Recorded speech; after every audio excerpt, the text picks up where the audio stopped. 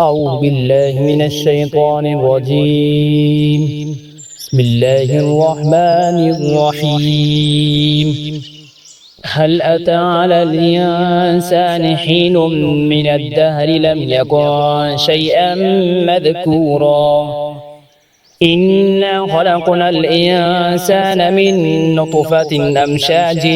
نبتليه فجعلناه سميعا بصيرا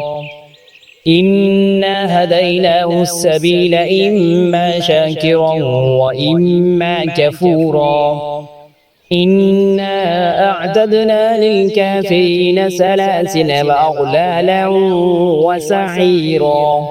إن الأبرار يشربون من كأس كان مزاجها كافورا عينا يشرب بها عباد الله يفجرونها تفجيرا يوفون بالنذر ويخافون يوما كان شره مستطيرا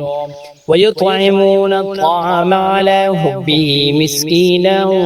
ويتيما وأسيرا إنما نطعمكم لوجه الله لا نريد منكم جزاء ولا شكورا إنا نخاف من ربنا يوما عبوسا قمطريرا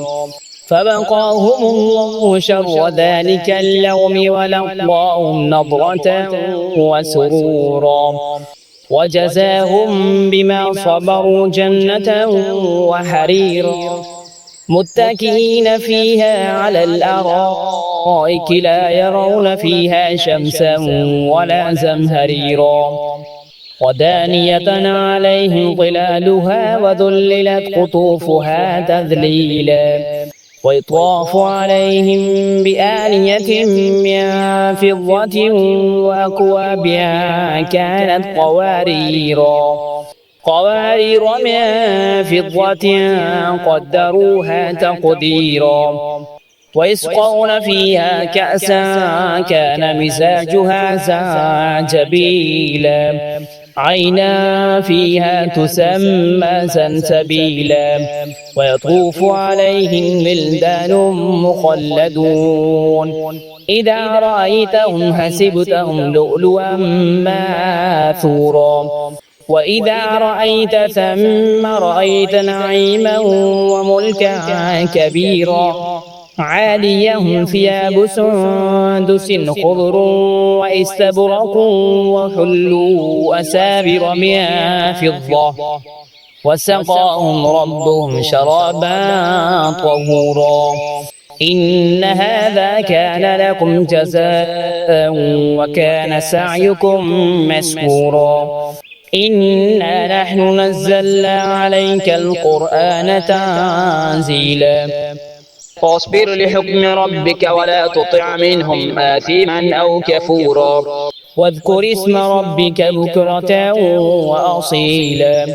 ومن الليل فاسجد له وسبح ليلا طويلا إن هؤلاء يحبون العاجلة ويذرون وراءهم يوما ثقيلا نحن خلقناهم وشددنا أسرهم وإذا شئنا بدلنا أمثالهم تبديلا إن هذه تذكرة فمن شاء اتخذ إلى ربه سبيلا وما تشاءون إلا أن يشاء الله إن الله كان عليما حكيما يدخل من يشاء في رحمته الظالمين أعد لهم عذابا أليما.